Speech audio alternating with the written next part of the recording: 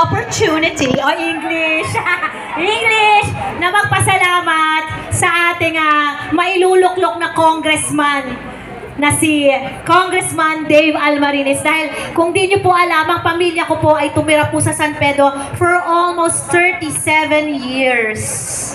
At nakatira pa rin po sila sa San Pedro, ang mga pasita po, sa pasita po, sa pasita! Sa phase 3A po, Black 2!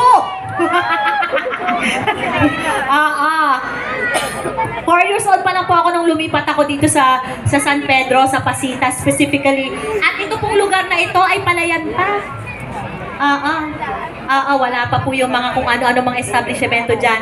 At simula po nang nagkaroon ng posisyon si Dave bilang public servant, naging matulungin na po siya, lalong-lalo na po sa aking pamilya. At hindi po siya nakakalimot. Kahit Dave Almarines na po siya, hindi po siya nakakalimot. Kaya wala po tayong dahilan kung bakit hindi natin iluluklok ang isang napakabait na tao at magaling sa serbisyo. Sino ito? Si Dave! Ayun na nga, dahil dyan, kakanta muna ako. Itong kantan to ay para sa mga broken-hearted. Sino ba dito ang broken-hearted? Wala? Eh di kayo na, uuwi na ako. Eh, kayo pala eh. Wala broken-hearted?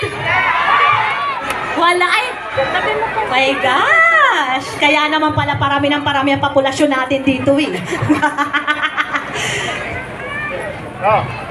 Rock and roll? Ay naku, hindi na po kaya ng katawang lupa ko yung rock and roll. Ito pong kantan to ay para po sa mga medyo pa ano-ano sa pag-ibig, pero makakabango naman kayo. Dadaan lang tayo dyan. Huwag kayong tumambay dyan, anak ng Huwag kayo dyan! Alis na kayo dyan pag medyo masakit na. So, pwede nyo akong sabayan dahil alam kong alam na alam nyo to. Katulad ng pagkaalam nyo na number 2 sa balota si Congressman Dave Almarines. Para po sa inyong lahat, play.